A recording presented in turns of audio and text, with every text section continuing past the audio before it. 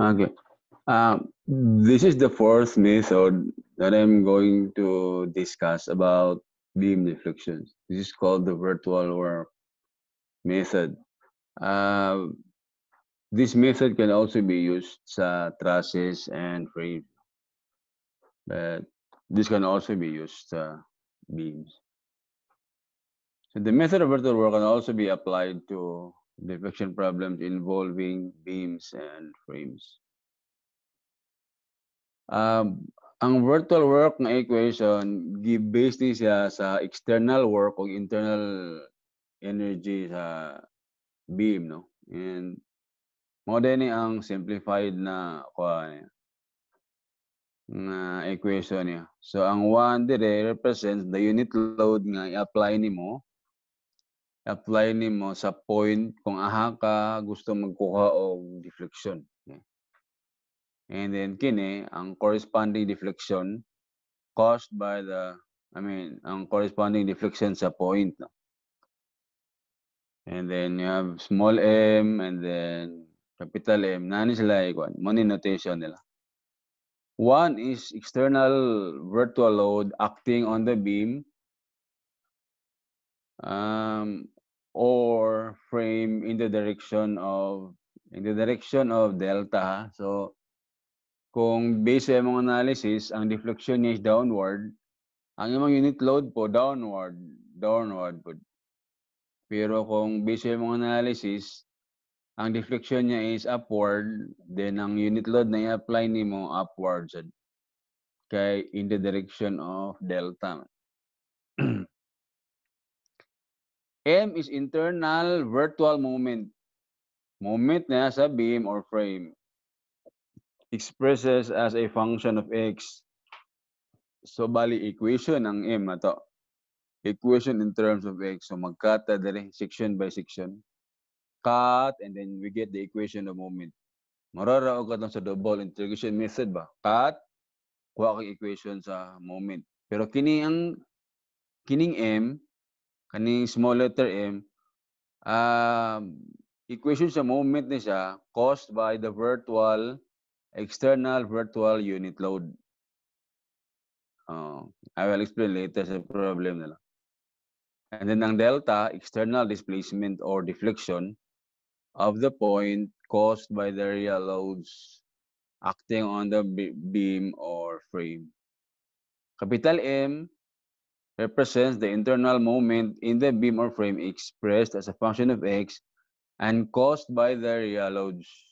So, bali, ang given ay beam, naman kay loads, no? Section by section, kuha ako equation sa moment, capital M to. After that, you remove the external loads, the real loads, then you apply the unit load, and then cut the section, kuha na sad ka og internal na virtual moment, small m siya. Pero ang load nimo sa beam, katurang unit load. Wala na tong original nga load sa beam. And then E, modulus of elasticity given, ang I dayon, moment of inertia sa cross-sectional area. Centroidal siya. So pag ang segment nimo 2i or 3i, butang po nimo diri 2i or 3i. So this is the equation for deflection. Ang sa slope is kini. Theta ni. Instead na delta, it's theta. Ang capital M as is because equation man na siya due to real loads. Kining small m na subsequent theta meaning internal virtual moment siya caused by a virtual unit moment.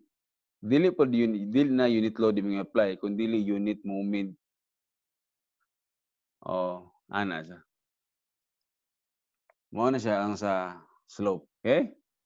So, more similar sa double integration method kay mag-cut kag section and then kuha kag equation moment. Pero mas easier niya gamiton because you will no longer solve for the constants. Diretso naman i-integrate. Okay? So, mas dali niya gamitan. Naraang kamay internal vertical movement in a beam or frame expresses as a function of x and caused by the external virtual unit movement. Sige. Solve the problem. Na-solve na siya sa previous na method para ma-compare na to. For the overhanging beam, compute the value of EIY under the 15 kilonewton load. Di ba? Compute also the slope at C. Yan sorry. C. C. So, first, start with the reaction. Summation of moment sa C, kuha ni mong RB. And then, summation of force sa Y, kuha ni mong RC. Okay. So, 39 and then 6. Okay. Mao ni siya. So, first, kuhaon mo ang expression sa M. Okay? Capital M. So, mag-cut ka. Ano? Segment AB, 0 to 3. Importante ang kuhan kay mo man imong limit sa integral nimo. 0 to 3. So, AB, no? Of course, ang x nimo referred sa A. Yan eh. Cut. And then mo yung moment nimo. Yung moment is negative 15x. Simple lang, di ba? Segment BC. Since ang x nimo referred man sa dire A. Dire mo ka x. Therefore, ang limits nimo 3 to 8. Pero kung ang x nimo dire nimo i-refer sa B, ang limits nimo 0 to 5 ani sa 0 to 5. Kana lang. Kung diri ka mag-refer sa imong x ha. Pero kay dire mo nang refer sa A, then ang range nimo, ang limits nimo sa x from 3 to 8. Mo moment and resultant 6 times x minus 3. You have this. Familiar naman sa double integration method. Simplify. You have this one. Or this one. Okay? So, mo na yung mga equations sa moment due to real loads.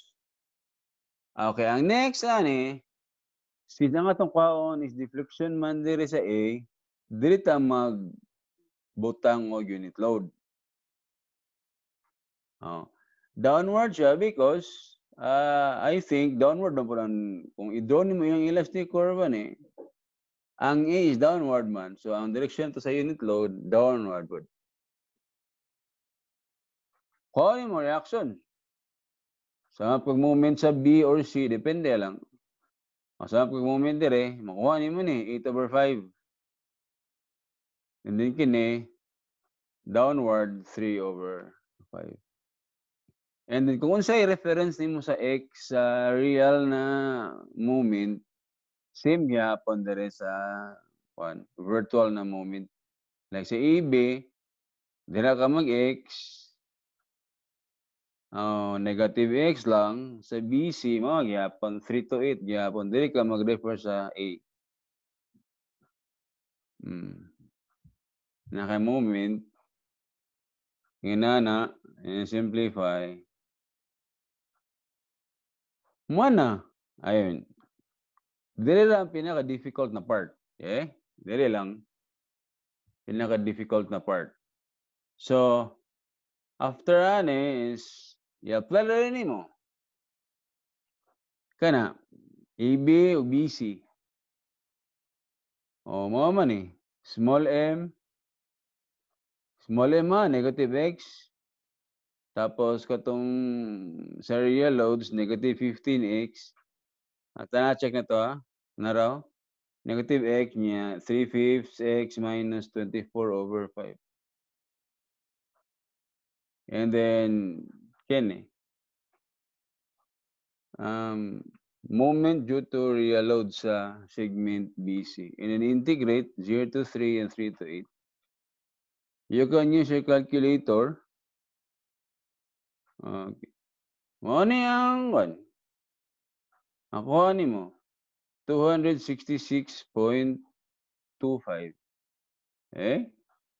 So kung i-check na to, naro sa other na method, double integration method, 266.25. Kini.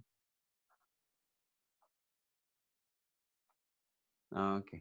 Sige. Sign convention. Positive siya downward. Nganong downward man? Because ang gi-assume nimo nga unit load downward man, and then nag-positive siya, so which means na ang gi-assume nimo nga direction is correct, which is downward. Kaya kung nag-assume ka og upward ani nga unit load, man-negative man eh. So negative means sayop imong gi-assume nga direction sa unit load.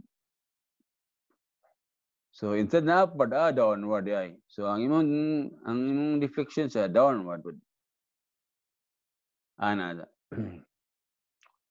So sa slope sa C, tanaw ha, nag-assume ka nga kining counterclockwise because based sa imong analysis nga inani yang elastic curve, di ba? So ang slope sa C nimo is counterclockwise. Sorry, counterclockwise. So nag-assume ka nga counterclockwise ni. Pag ma-negative atong theta, it means clockwise kay counterclockwise yung nag-assume. Pero kung mag-positive, di counterclockwise. Kay mo ni mag-assume. Ba?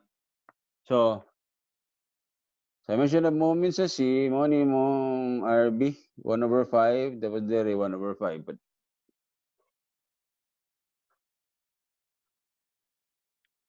basic raman ni no? Okay. And then cut ka, EB, same ra gyapon og reference sa X for consistency. And 0, and then BC, cut, nara siya. 1/5 times X minus 3. X/5 minus 3/5. Ato na po sa i-apply 0 and X/5 minus 3/5. 0 na di. Automatic 0. Kaya na lang imong i-apply. Yung gamitan. Calculator naman eh. So, dili na nini mo integrate manually. Calcura. If your instructor will allow you to use Caltech calculator techniques or functions sa Calculator. Pero kung ipa-integrate ni manually, no choice. You have to integrate this one manually. Okay, mo ang result, negative 6.25. Therefore, clockwise O kaya ang i-assume nimo kaganina, a while ago is counterclockwise man. Tapos nag-negative siya. So therefore, clockwise. Negative sign means clockwise since the assumed direction of the virtual movement is counterclockwise. I-check nito sa previous method. Okay. Negative clockwise.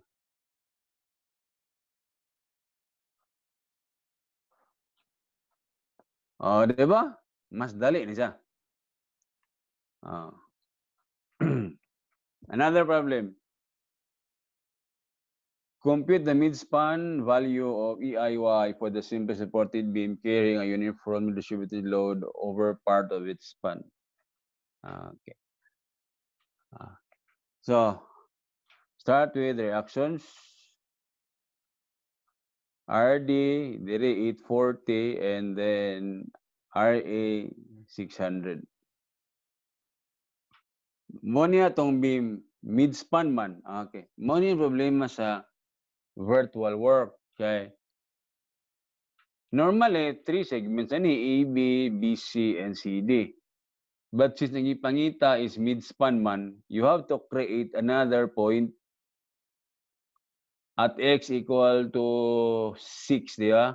Magbutang ka dirig point, let's say E. So, ang resulta, maupat na siya ka segment, EB, BE, EC, and CD. Mag-create giga.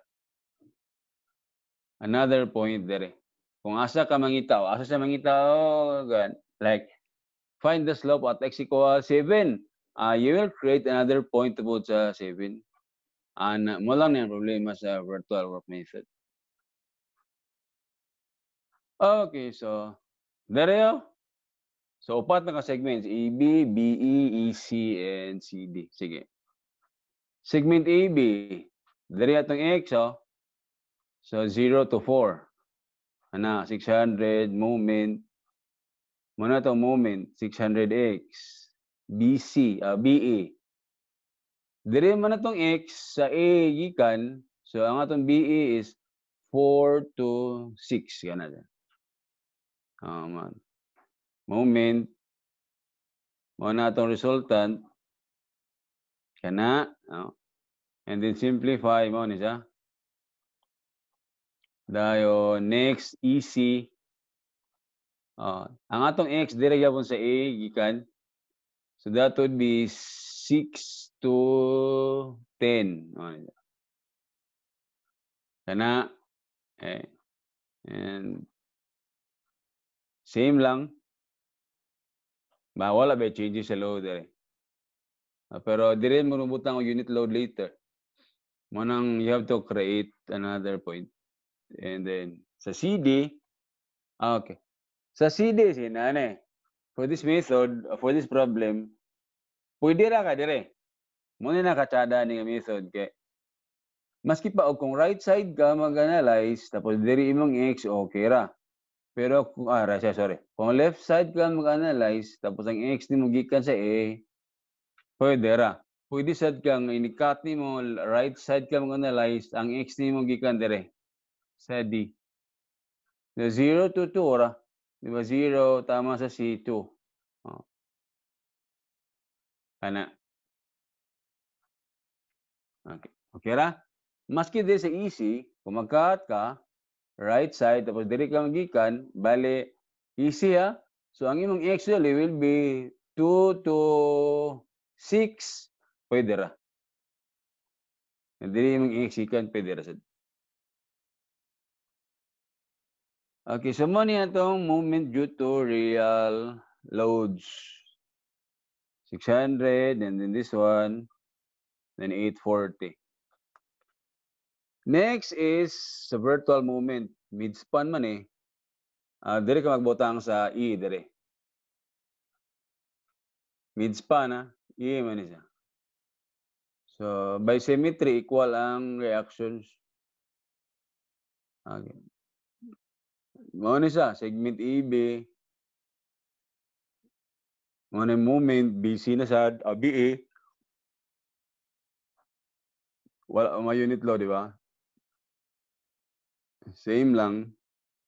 And then EC, nana ka unit load. Mao ni moment nimo. 0.5x minus 1 times x minus 6. And then sa CD, dapat dire yapon para consistent ka. And then 0.5x. Dire tama na ang hard part sa problem. Next is substitute na lang manimo sa equation. You have 4 segments, EB, BE, EC, CD. Mao ni. Igo na ni substitute. And calculate na yun. Use your calculator. Compute ni siya. Store niyo sa A. Kana store sa B. Compute, store sa C. Store sa D. After that, i-recall ni mo. A plus B plus C plus D. And mo niya ang answer. 44,560. So, i-check na to. Mao ni siya. Deflection sa midspan, 44,560. Wala na lang na ako gikuan. Wala na lang gi-include ang slope sa midspan. And also sa virtual work, limitation niya, dili siya pwede makuha og maximum deflection. So wala na siya. Deflection lang og kwan. Okay, madoble man ang imong equation in terms of x. Tapos ang imong limit sa maximum deflection, ano man tong x adto? So dili pwede. So dili pwede ang virtual work method basta mangita og maximum deflection. So okay. That's it. Dili lang taman ang virtual work method. So I hope that you have learned something. And practice lang. Practice. Solve problem using different methods. And pag check ang or same ang values tanan, then it means nga your analysis is correct. Okay. Okay. Thank you.